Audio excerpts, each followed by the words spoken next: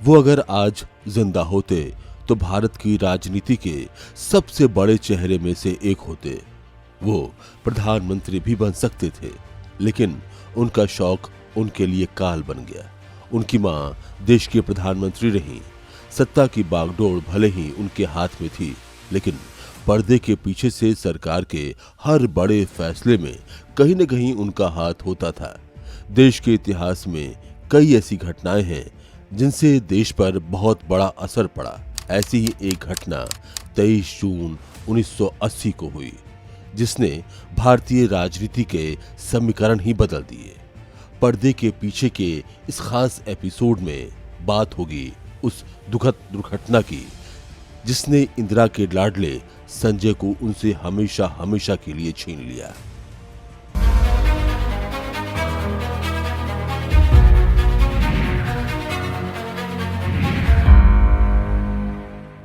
जून 1980 दिल्ली में गर्मी अपने चरम सीमा पर थी। इस चिलचिलाती धूप में भी बच्चे स्कूल तो लोग अपने काम पर जाने के लिए निकल रहे थे। सब कुछ सामान्य ही था कि अचानक से दोपहर में एक खबर ने सबके पैरों के नीचे से जमीन खिसका दी। कांग्रेस के नेता और प्रधानमंत्री इंदिरा गांधी के छोटे बेटे संजय गांधी की एक विमान हादसे में जान चली गई। इस खबर के सामने आते ही पूरे देश में बवाल मच गया। संजय की मौत हो चुकी थी। गांधी परिवार सदमे में चला गया था। संजय का शौक उनके लिए काल बना। उड़ान भरने से पहले कई लोगों ने उन्हें मना किया था। आखिर किसने इंदिरा गांधी के लाडले को विमान उड़ाने से रोका था? संजय गांधी जब इंग्लैंड में पढ़ाई कर रहे थे, तब उन्होंने विमान उड़ाने की ट्रेनिंग ली थी। भारत आए तो उनकी मां इंदिरा गांधी प्रधानमंत्री थीं। संजय को हल्का विमान उड़ाने का लाइसेंस मिल गया। संजय को जब भी वक्त मिलता वो दिल्ली के सफदरजंग स्थित फ्लाइंग क्लब जाकर हल्के विमान उड़ाते थे। 1977 में जब जनता दल की सरकार बनी तो संजय गांधी का लाइसेंस रद्द कर दिया गया। 1980 में इंदिरा गांधी की सत्ता में वापसी हुई तो संजय गांधी का लाइसेंस बहाल कर दिया गया। उन्हें पिट्स H-2A विमान पसंद था। इंदिरा गांधी ने उस विमान को विदेश से लाने की प्रक्रिया शुरू कर दी। आखिरकार मई 1980 में कस्टम विभाग ने पिट्स विमान को भारत लाने की मंजूरी दे दी। संजय गांधी पिट्स विमान को लेकर इतने ज्यादा उत्सुक थे कि आनन फानन में उसे असेंबल करके सफदरजंग के दिल्ली फ्लाइंग क्लब में पहुंचा दिया गया। तारीख 21 जून। संजय पहली बार पिट्स पर सवार हुए और उसे आसमान में खूब उड़ाया। उस वक्त उनके साथ विमान में फ्लाइंग क्लब के ही सदस्य थे। विमान से संजय का लगाव बढ़ता गया और अगले दिन यानी 22 जून को वो अपनी पत्नी मेनका, इंदिरा गांधी के विशेष सचिव R.K. धवन को साथ लेकर फिर से विमान उड़ाने पहुंच गए। इस दौरान करीब 40 मिनट तक उन्होंने विमान को उड़ाया। पिट्स विमान से संजय का लगाव इस हद तक बढ़ गया कि बगैर उसे उड़ाए उन्हें नींद नहीं आती थी। 21-22 जून के बाद 23 जून को संजय गांधी एक बार फिर उड़ान भरने के लिए सफदरजंग पहुंच गए और यही उड़ान उनकी आखिरी उड़ान थी। संजय के विमान के प्रति जिद को देखते हुए भाई राजीव और मां इंदिरा गांधी ने उन्हें आगाह किया था। उन्हें कई बार प्लेन न उड़ाने की हिदायत दी गई थी। मां इंदिरा ने तो यहां तक कह दिया था, सावधान रहना, सब कहते हैं कि तुम हड़बड़ी में काम करते हो। वहीं उस हादसे के बारे में राहुल गांधी ने बताया था कि उनके पिता राजीव गांधी ने संजय को विमान उड़ाने से रोका था। Because my uncle was flying a very particular type of plane, a Pitts special. It's a very aggressive plane. My father told him that, don't do this. My uncle really didn't have the experience. My uncle had similar hours to what I have, about 300, 350 hours. And he shouldn't have been flying that plane, and he flew it, and that's what happens when you don't have the experience and you fly. वो कहावत तो आपने सुनी ही होगी, जाने वाले को कोई नहीं रोक सकता। संजय गांधी के केस में भी कुछ ऐसा ही हुआ। घटना से एक दिन पहले यह तय हुआ कि संजय माधवराव सिंधिया के साथ उड़ान भरेंगे, लेकिन आधे रास्ते जाने पर संजय गांधी का मूड बदल गया और अचानक वो सिंधिया के घर पर न जाकर दिल्ली फ्लाइंग क्लब के पूर्व इंस्ट्रक्टर सुभाष सक्सेना के घर पहुंच गए। सुभाष सक्सेना जानते थे कि संजय अब भी उतने अनुभवी नहीं हैं, इसलिए वो उड़ान में साथ जाने से बचना चाहते थे। लेकिन संजय ने जिद की तो वो मान गए। 7:58 पर पिट्स ने टेक ऑफ किया।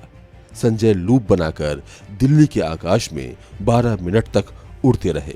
विमान हवा में कलाबाजियां दिखाई रहा था, तभी उसका पिछला इंजन बंद हो गया।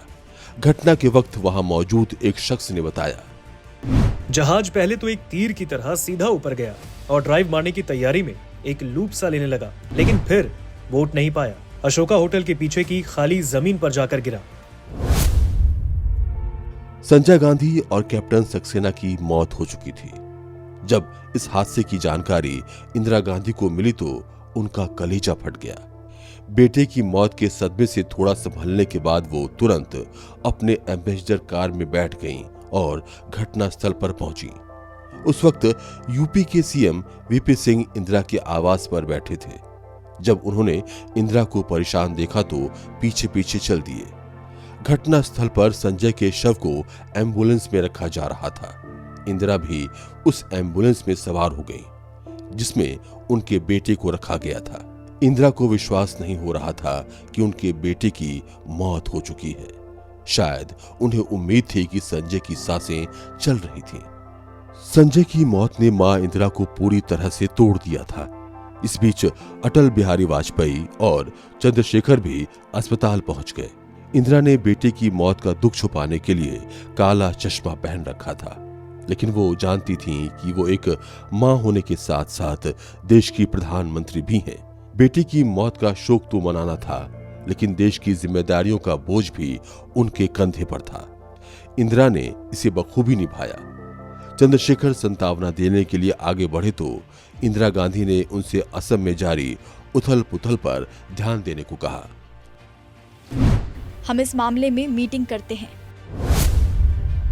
चंद्रशेखर ने कहा, मैडम आप इन सभी बातों पर ध्यान नहीं दीजिए। इसी दौरान इंदिरा गांधी की नजर वीपी सिंह पर पड़ी।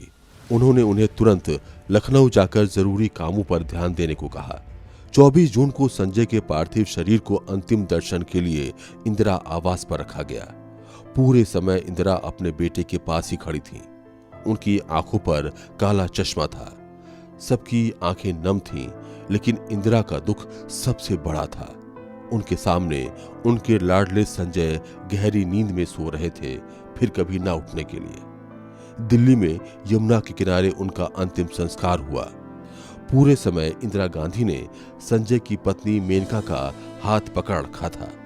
इस दौरान संजय के बेटे वरुण भी वहां मौजूद थे। उनको देख सबकी आंखें और ज्यादा नम हो गईं। एक बेटे ने इतनी छोटी सी उम्र में अपने पिता को खो दिया था।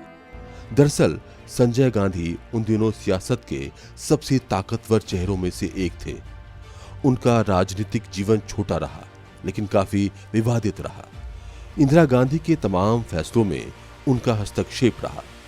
1975 में प्रधानमंत्री इंदिरा गांधी ने जब इमरजेंसी लगाई तो उस वक्त पर्दे के पीछे से देश की कमान संजय गांधी के हाथों में ही थी।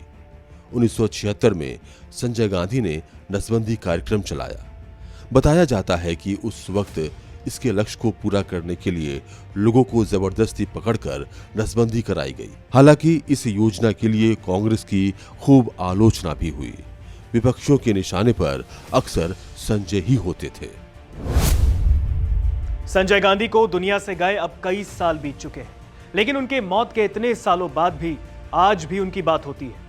आखिर ऐसा उनमें क्या खास था? इंदिरा के उस लाडले बेटे से लोग आखिर क्यों घबराते थे? संजय को आलोचक तानाशाह और बेसब्र इंसान बताते थे, तो वहीं उनके करीबी उनको मैन ऑफ एक्शन, विजनरी और वर्कोहॉलिक कहते थे। संजय वैसे तो इंदिरा के छोटे बेटे थे, लेकिन उनको इंदिरा गांधी के उत्तराधिकारी के तौर पर देखा जाता था। पर उनकी मौत ने देश की सियासत की हवाएं ही बदल कर रख दी।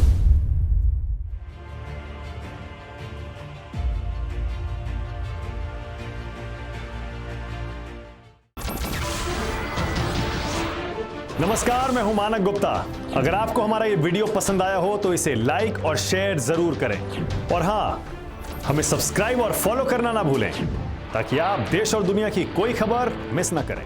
तो जुड़े रहिए हमारे साथ और देखते रहिए News 24।